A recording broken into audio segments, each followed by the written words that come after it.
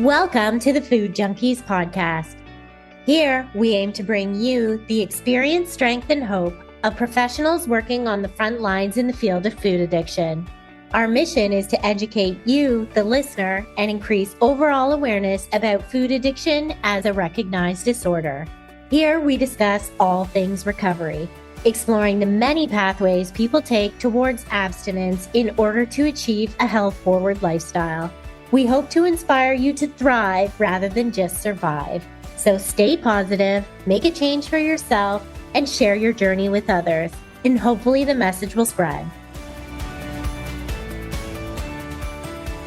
Today, we're welcoming back someone whose work has profoundly shaped how the addiction and recovery field understands healing, hope, and human change.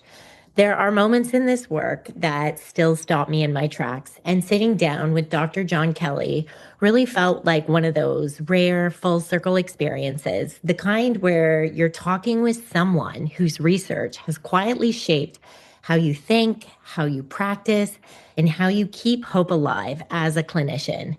He's genuinely one of my heroes in this field. And what I love about what I get to do is this. I get to connect with people who inspire us, people who expand our way of thinking about addiction and recovery, people who help us remember why we chose this path in the first place. Conversations like this don't just teach us something new, they really reconnect us to our purpose.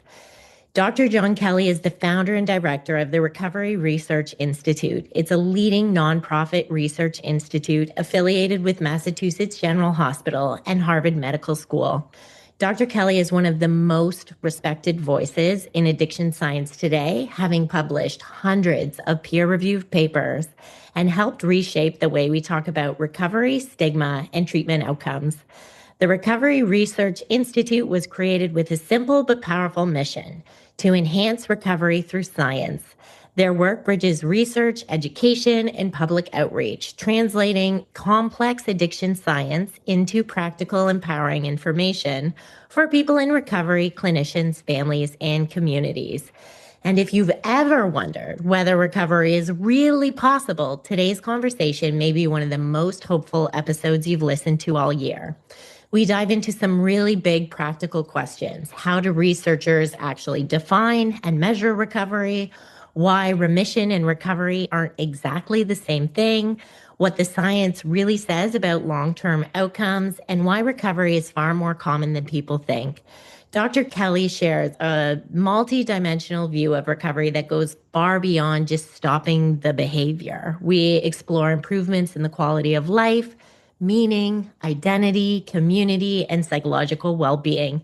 Because recovery, as he describes it, isn't just about removing symptoms. It's about what gets added back into life when healing begins. So if you've ever felt discouraged by the cultural narrative that addiction is this lifelong sentence, this conversation offers something refreshing: evidence-based hope. So whether you're in recovery yourself or supporting someone you love or even working in the field, this conversation reminds us that recovery isn't just about surviving, it's about rebuilding a life that feels worth waking up for. Here's our conversation.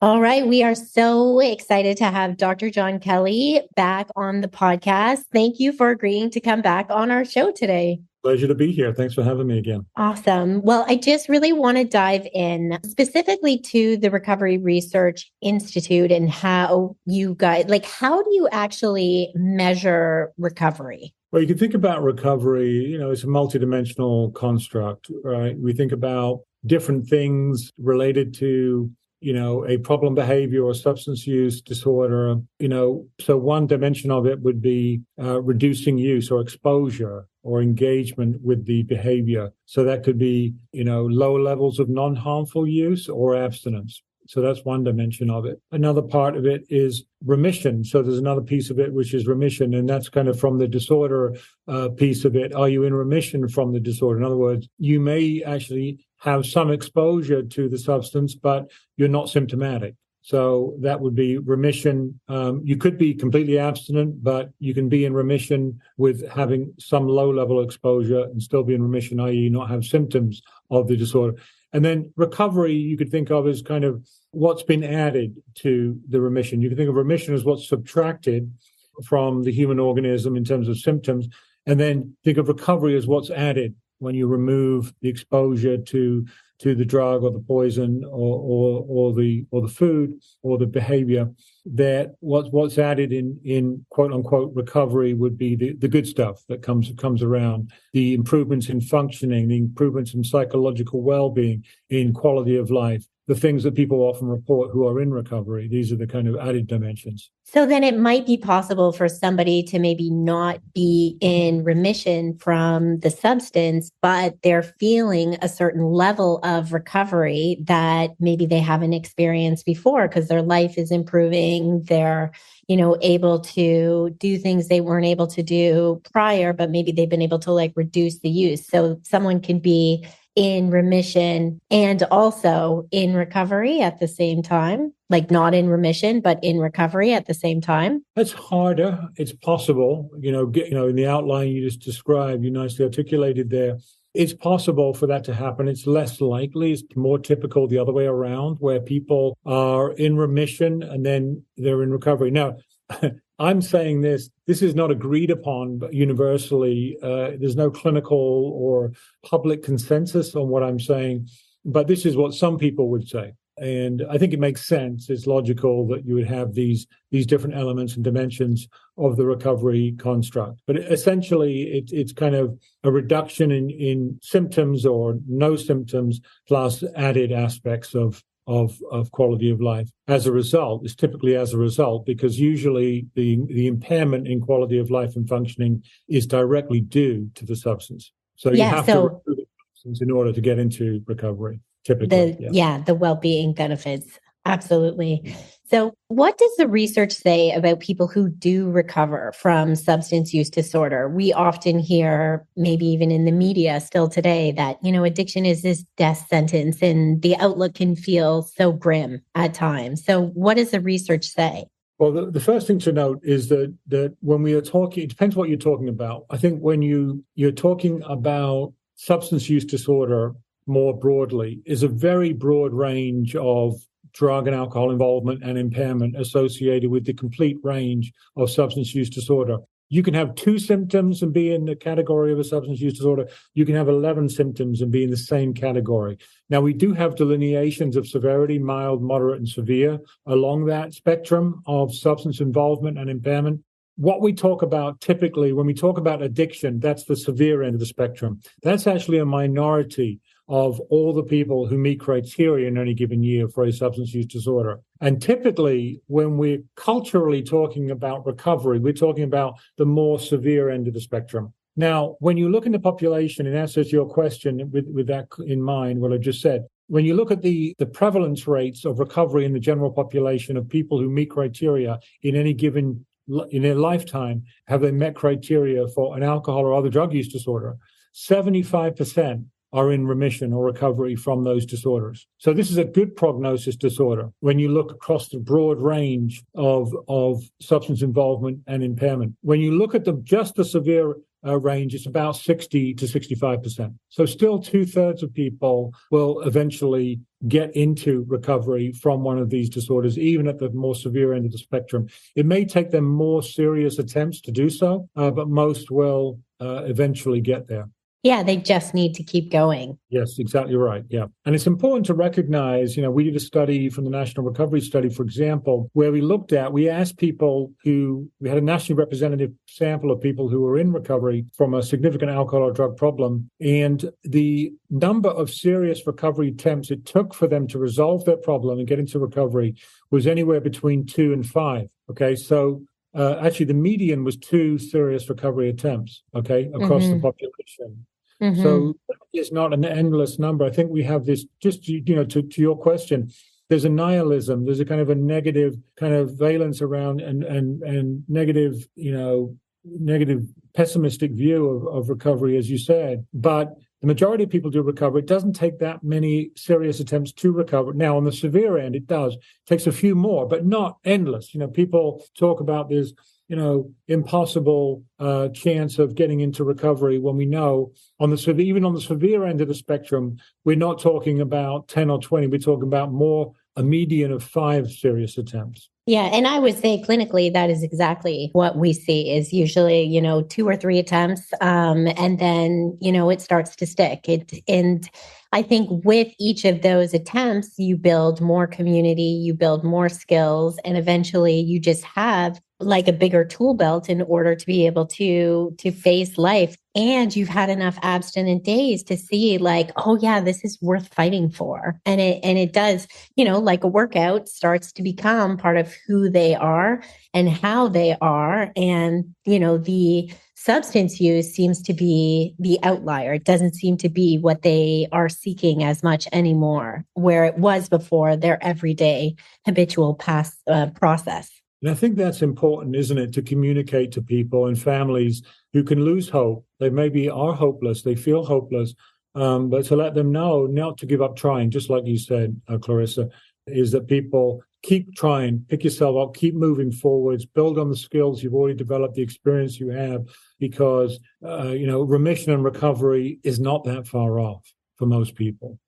I love that hopeful messaging. And I mean, it's something we really try to spread here because it's not this, death sentence. It may mean you have to work a little harder and have some self-binding strategies in place, but you can have a big, beautiful life in recovery, and that is possible. That's right. Exactly right. So can you speak to us? I know you did a study on what the active ingredients in recovery are that you found among people who, were doing well. Can you speak to us a little bit about that? Yeah, well, there's been a number of, actually, we've done some studies ourselves. There's been a great deal of effort expended looking at the active ingredients in recovery across not only addiction, but also mental health.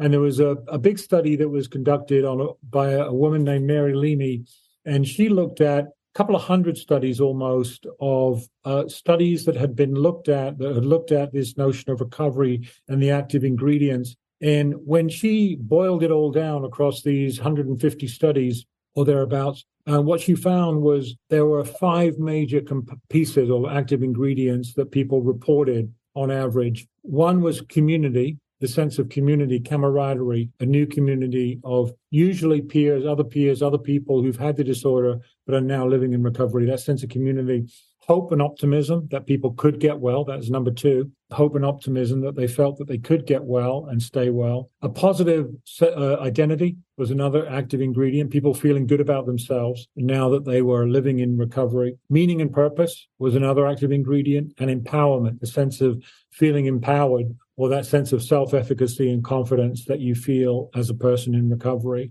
or come to feel.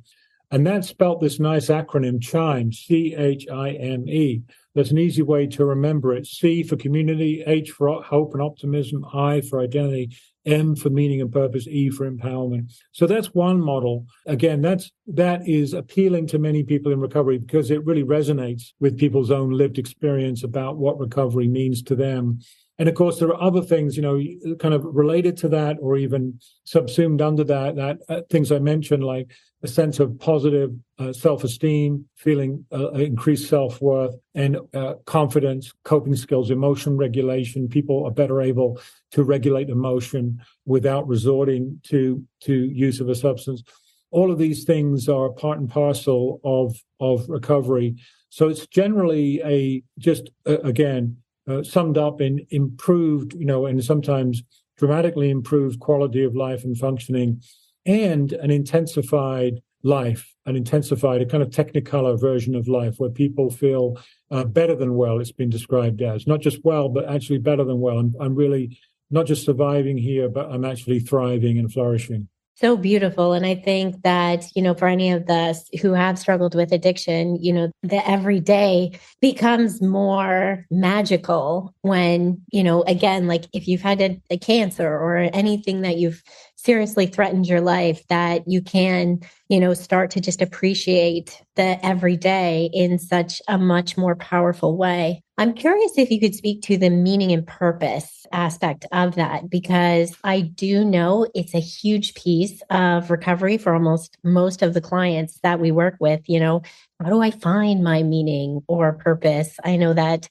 for a lot of people, especially parents, they may be raising their kids and then their kids go off to school and now they've lost that meaning and purpose. And maybe that's when substance use disorder starts to take place in their life. Or even for individuals, I know that starting, their stats seem to be going up for people in retirement homes, or, kind of who have now living this life where they're not independent anymore. Meaning and purpose is removed. So can you speak to the meaning and purpose of that study? Yeah, I think it's, it's about finding your own expression, your own unique expression of who you are, unencumbered by the disease of addiction. And there are many different ways that people do that. And, it could be something that people cannot see right away. Maybe it's a new career. Maybe it's an element of their lifestyle. It could be a new element of spirituality that people seek out and find meaning in a path there. It could be a new activity or hobby that gives people a new sense of purpose and meaning. It can be giving back to help other people. This is a very common way that people do in the addiction field, because they feel kind of liberated and have received a new kind of grace that they want to use to help other people. And so that gives them a lot of sense of meaning and purpose in being able to help others. From their own major disasters, it becomes an asset. It becomes an asset that they can use to inspire other people, because they are a living example, of course. When people get into recovery, they're a vivid, living, tangible example of what's possible. And that can be a very powerful way that people can derive meaning, a new sense of meaning and purpose in big and small ways. So the myriad ways that people find to derive meaning and purpose. And I think people who have suffered greatly because of addiction, it's a little easier. I think people struggle with this universally, of course, across the human race. But I think because of that powerful suffering that people have gone to, that in and of itself, getting into remission recovery provides a sense of meaning and purpose, that there's some reason for their survival. There's some reason for them and that can lead to all kinds of good things and good pathways. Oh, absolutely. Yeah, I love that. Can you speak to us about change a little? I know we talked about the active ingredients, but when we look at all these many pathways of recovery, what are the mechanisms by which people change and then are able to maintain that change? Yeah, you can think about it in terms of behavior change. Back in the 1980s, there was studies being done by two researchers, Carlo Di Clemente and James Prochaska, and they developed what became known as the stages of change. And what they delineated, and they derived this from studies of smoking cessation, actually, where they had large numbers of people, and they looked at all the studies. I think there was about 900 studies where they looked at how people change their smoking behavior in this sense. And then they derived these 6 different phases or stages, which are useful to understand behavior change. One of them was pre-contemplation. Another one was contemplation. Another one was decision or determination. Another one was action. Another one was maintenance. And then they had a 6th one, which was relapse. So sometimes people would get into this and then relapse and cycle back around. So this was the idea that they noticed, because as we've just talked about earlier, it takes sometimes a number of attempts before people are able to finally really get a good handle on what they need to do one day at a time to stay in remission. And so what they noticed was these stages that people went to, and I can just explain those stages a little bit more, which is pre-contemplation is when you may not actually know that you have a problem. Other people may see it. Other people may point it out to you, but you're kind of in the dark yourself. Sometimes they say, the addicted person is kind of the last one to find out, because everyone else can see it around them, but sometimes they're the last to say, aha, okay, I see now. Yes, I have a problem. So that recognition is contemplation. That's the next stage. Okay, yeah, I get it. I see I have a problem here. I need to do something about it. Then that next stage is the decision stage, the 3rd stage, which is what they call determination or decision. It's called a couple of different names, but it's the sense of, okay, yeah, I can see I've got a problem, and I'm making a decision to do something about it. And then the action stage is the fourth stage, which is I am doing something about it. I'm getting treatment, I'm getting help, I'm doing whatever I need to do to move along the pathway in an active way. And then the maintenance phase is kind of continuing to do that. And then, of course, relapse can happen, which is the sixth phase. Eventually, people will go around that cycle, as it were. They may skip the first contemplation, obviously, but get back into the action phase pretty quickly again if they do relapse and have a reinstatement of the disorder. They're able to get back and to say, okay, I know what I need to do. This time I'm going to amplify, or I'm going to intensify my efforts in these areas. I recognize where things I need to avoid. And then eventually they will get in and stay in that maintenance phase. So there is that kind of model of behavior change, which is, I think, still very useful, and onto which we've mapped a number of different interventions that kind of map onto. For example, when people are pre-contemplative, they don't see a problem, they can still cause harm to themselves and others. So we use harm reduction strategies to help them at that point, where things like contemplation and the decision stages, those stages 2 and 3, we can use motivational enhancement or motivational interviewing to help people resolve ambivalence about change. And relapse prevention, cognitive behavioral strategies, and other mutual help 12-step facilitation strategies, and other long-term maintenance strategies that can help people sustain change over time. So we've been able to map onto these different stages, different interventions, which have been very helpful. So that's been a really useful model that, courtesy of Carlo Di Clemente and James Projaska, has given us, which is still very useful. I love it because, I can help, individuals or clients identify that just thinking about, making a change is a stage of change. And when we start that, putting things in place, that preparation, decision making, that's a stage of change. And, that it does take time to get through all of those stages. But when you see, you're like, oh, I'm already at 3 out of 6, or we hope to not always go to 6, but it could happen. And that you can flow back and forth between that model. I think it really does provide people with even hope to know that, like, well, I've already done 2 stages just by thinking about reaching out, maybe having a consult with somebody and actively seeking what are some options for treatment. Yeah, exactly right. I like that because it's pointing out, because they may feel like they're not making much progress, but as you pointed out, is to acknowledge, you actually are. You've actually recognized that you do have something to address here, or something that you want to consider addressing, and that is actually progress. So I think anytime we can recognize, acknowledge that, point it out, amplify it, can instill hope and help motivate people to move forward towards more healthful behavior change. I agree. Yeah. I'm wondering if you could speak to our listeners about recovery capital. What is it? Why should they be aware of it? We obviously go through this with our Sweet Sobriety members, and there is a very helpful kind of checklist that you can go through. But for our listeners who've never heard about it, could you share a little bit about what it is? Yeah. Well, you can think of, recovery capital is kind of the latest buzzword, if you will, in terms of how we think about resources, or resources that you can draw on to help you in your recovery. It comes from behavioral economics. So it's an economic term, right? Capital, you think about money. It is kind of like that in the same way as that people can draw on their kind of recovery bank account, if you will. What's in the bank account that you can draw on? I'm not talking just financially, although finances can be important. Some money can be important, of course, to live your life and move forwards. But when we talk about recovery capital, we're really talking about the total sum of accessible, available resources that can be drawn upon to help people get traction and move forwards in their recovery attempt.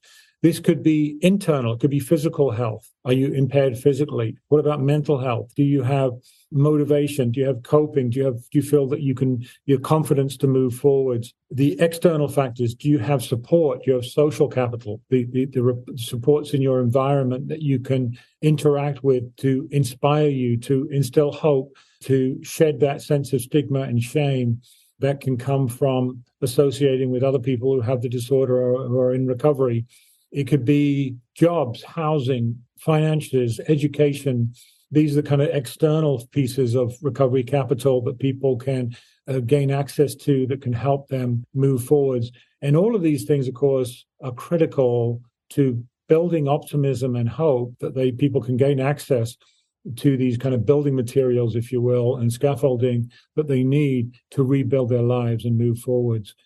So this is what we try and do in treatment, of course, and in the provision of recovery support services in terms of recovery housing, recovery community centers, recovery coaching, peers with lived experience, recovery educational workplaces, recovery supports and work. All these things are designed to help provide that recovery capital and build optimism and hope. One of the things I love the most about your website is the addictionary. And I just think it's so important because the language we use matters when speaking about substance use disorders.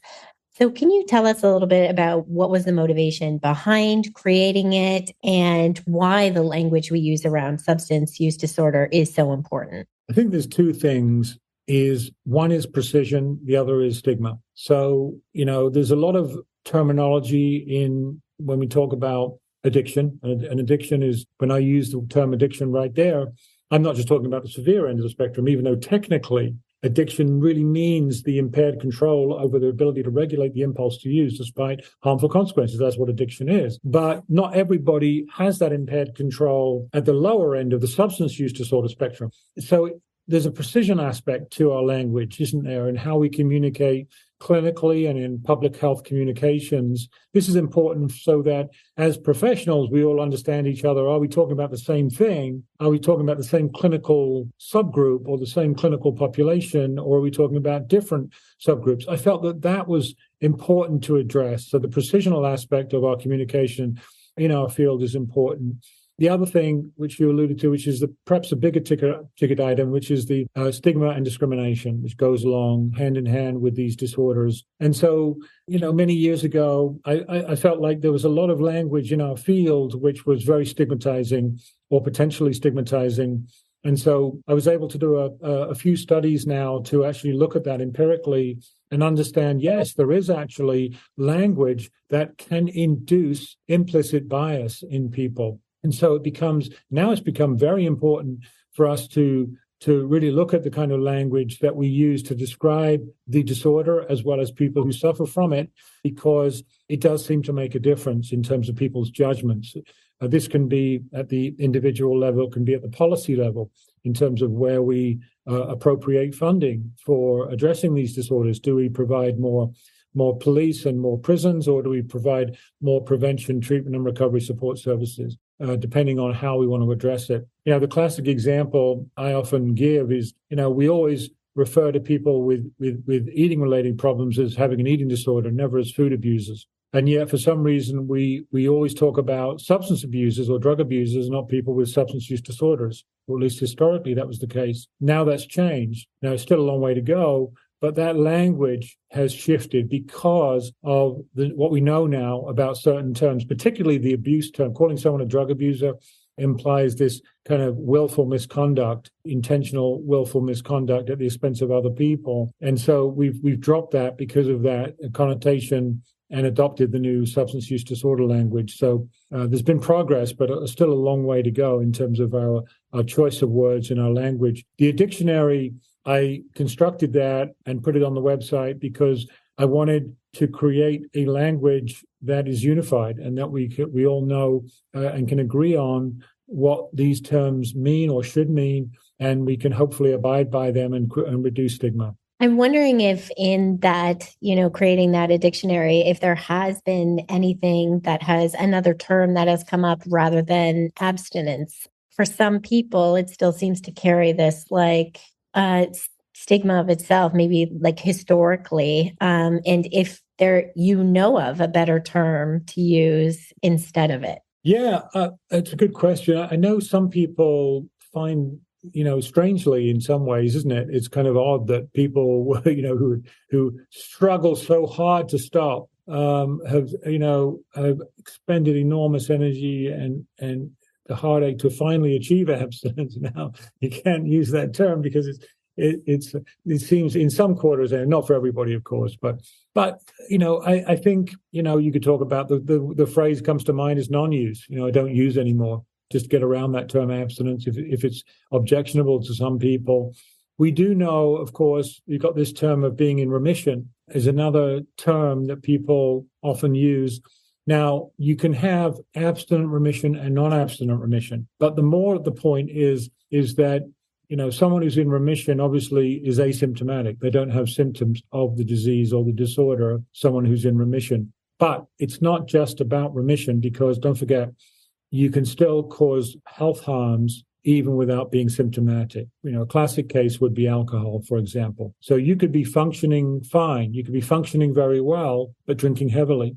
So what that means is that you can still incur liver disease and increase your risk of cancer from alcohol, even though you're in remission from alcohol use disorder. So it's not just about, low-level use or being in remission, but you have to have levels which are associated with non-health harms as well. Yeah, even I find the term reoccurrence seems much more loving than relapse in many ways. I think our community at least finds it, especially with food, as it is maybe even more challenging than some of the other substance use disorders that individuals struggle with, just because food is so ubiquitous in our lives. It's all the time. And so I think reoccurrence just feels like, oh, it's back again, rather than relapse, which seems to be like back to day one or the beginning. And this may be because of the 12-step, process that, which is still a really good peer community support group. But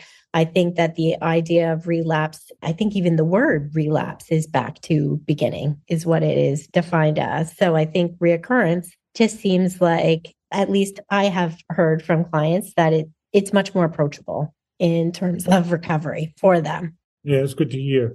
Yeah, I think, again, we need to obviously, and you're raising another question, which is, which someone brought to me. I was up in Montreal last week and speaking on this topic at a conference up there, and someone who'd done some research asking patients what they prefer. It's very interesting, because, as kind of public health clinicians, as it were, with that hat on, we might have a different viewpoint than what patients. So he'd done some work on what patients preferred to be called, and it wasn't always the same as or what we would think as clinicians or professionals working in the field would think that they would prefer.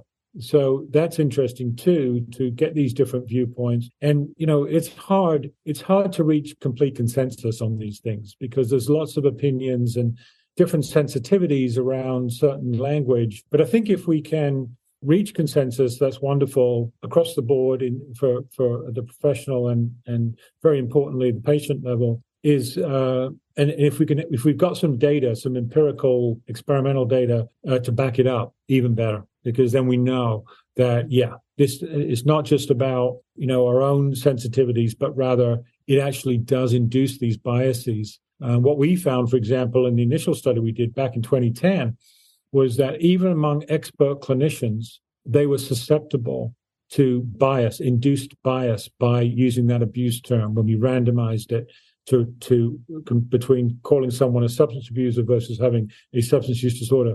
These were doctoral level clinicians who are still susceptible to that bias, more punitive bias, when exactly the same person was described as a substance abuser as opposed to having a substance use disorder. So that's very interesting. So if we can couple our own thoughts with empirical data, all to the better, because we've got more gusto then, more reason to change our language. Yeah, that's so fascinating. And I do think it's also personally, professionally okay for anyone to name themselves whatever helps them. Some people, in recovery just like to say, I'm an alcoholic, and, that is very, shifting for them. That's just something that is very empowering. And so it's at a very individual level, but I do agree that professionally, we should, be using the appropriate language when it comes to the individuals that we are working with. I am wondering if you have seen a shift in the research around stigma with addiction over time. I mean, I certainly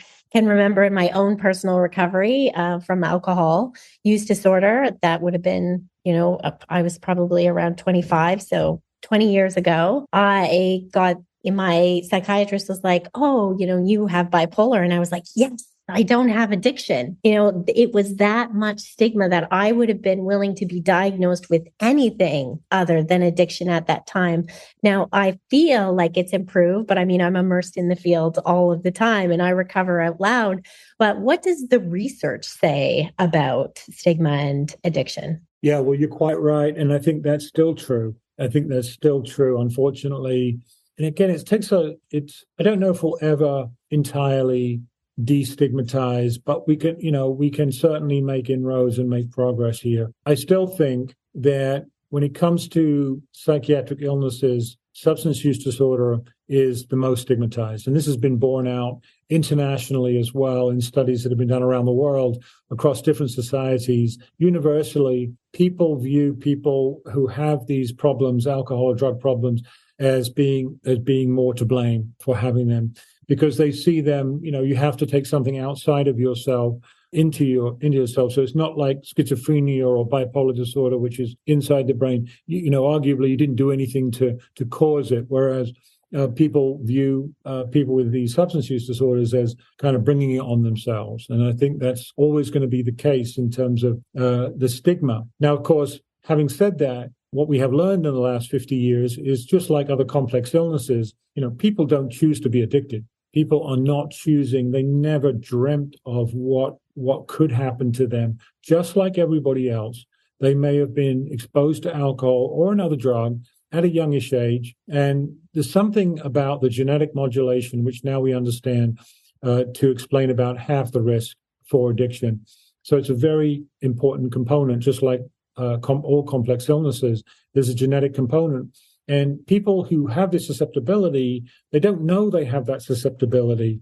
And so just like everybody else, they may try it, but they experience a much deeper, more profound rewarding effect or relieving effect. And so it's very different, the response that those individuals have from initial exposure. One of my colleagues, Rob West, he always says, if drugs are so pleasurable, how come we're not all addicted? How come 90% of the population is exposed to alcohol, which is an addictive drug, but only about 15% become addicted? Same with opioids. Why is it that only a certain proportion? It's because of this genetic modulation, which influences this initial response. And some of us are protected, some of us are more vulnerable. And so, like other complex illnesses, doesn't explain the whole thing. It's not genetically determined, but it's genetically influenced. These facts, these scientific facts from the last 50 years of clinical research in these areas has really helped to reduce that blame. But it's still there, Clarissa, isn't it? It's still there. There's still elements there,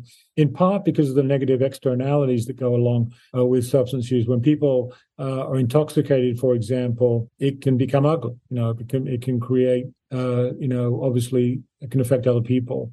And of course, these are real things. One of the things that we try and address, of course, is when people are in recovery, is to try and dismantle the stigma and discrimination that occurs when people are in recovery or trying to get in recovery, because that can really, take the wind out of people's sails if they feel that they're being discriminated against or being stigmatized. So we've got a long way to go, but we've made progress. I love that you speak to that genetic piece too. I mean, I can certainly relate. Having been in a car accident, I was put on some prescription painkillers and, they really made me feel like I'm alive and I, had so much energy and I could figure things out and just go, go, go. And then, a friend of mine was taking a similar medication and she would just fall asleep. And, she didn't like the way that it made her feel. And I think for so many of our listeners, we do have that already genetic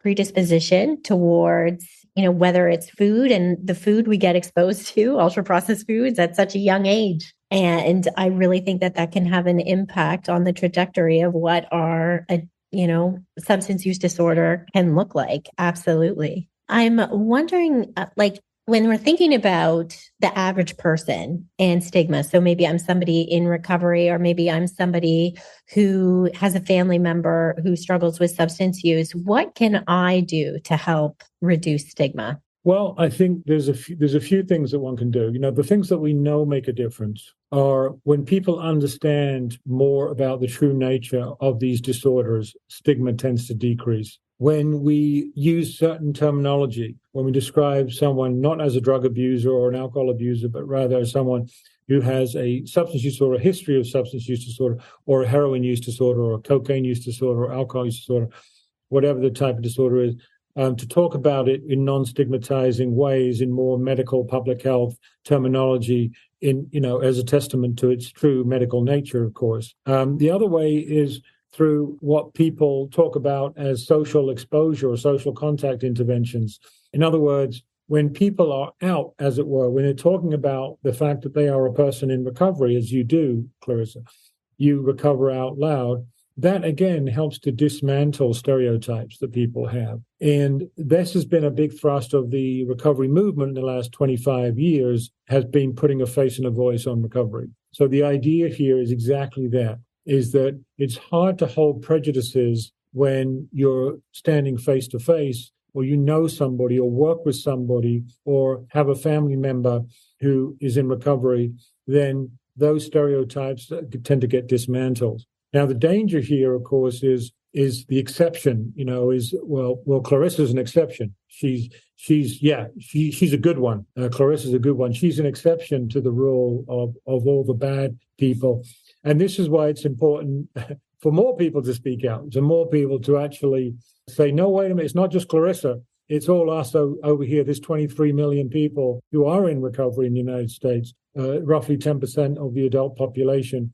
Those individuals are starting to speak out too and say, you know what, I'm a person in long-term recovery, and this is what I'm doing, and I'm living a life in recovery, and you would never know it because I don't look like what happened to me. I look much better than that, and I am functioning and doing well and contributing and paying taxes and doing all the things that regular people do, and then some a lot of the time. So again, that social exposure. Now, not everybody chooses to do that, of course. That's up to them, how they live their recovery, whether they want to disclose it or not, or when to disclose it and to whom. That can vary also. But that's another way that can be helpful to dismantle these stereotypes and prejudices and stigma and discrimination. Awesome. I'm wondering, what is it about your work that makes you the most excited? Like, if somebody puts a proposal for a research study or something that comes across your desk, what are you like, yes, I'm really interested in this? Good question.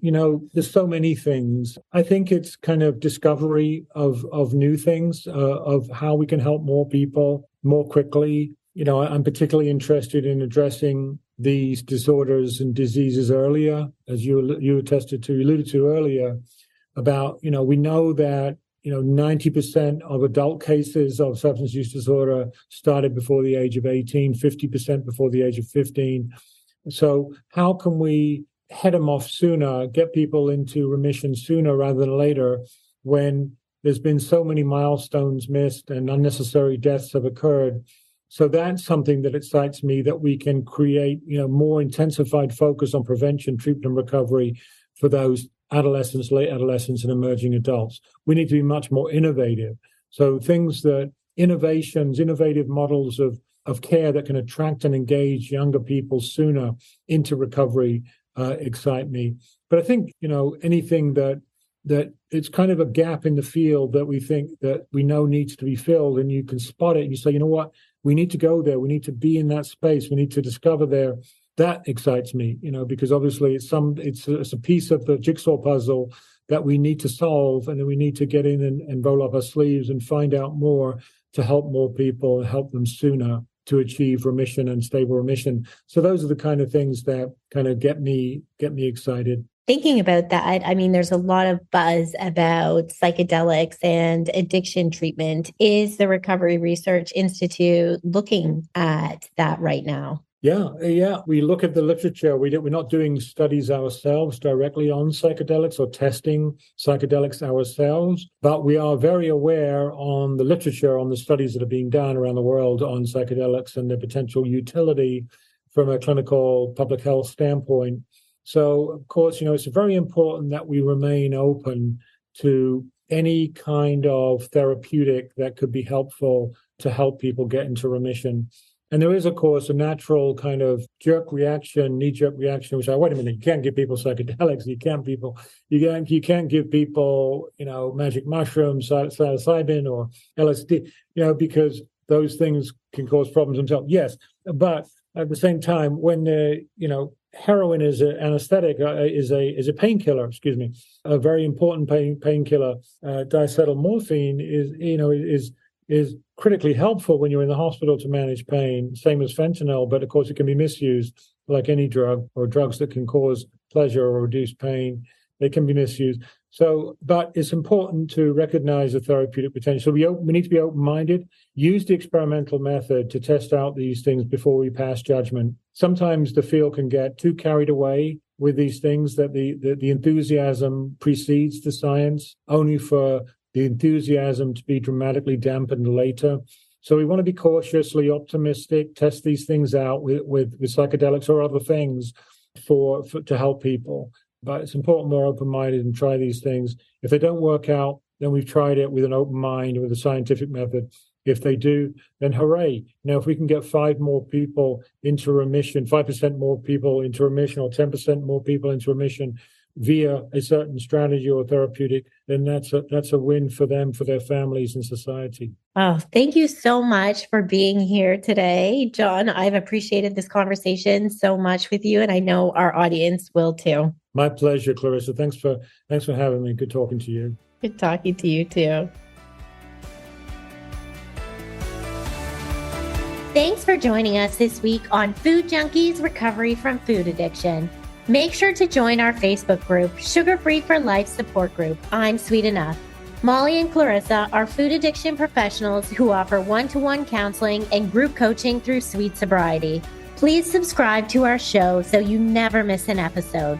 While you're at it, if you found value in today's episode, we'd appreciate you leaving us a review on your favorite platform. Your feedback helps grow our show and allows us to reach others who need to hear this message of recovery. Don't forget to pick up a copy of Dr. Tarman's book, Food Junkies. And as Vera always says, the power is ours.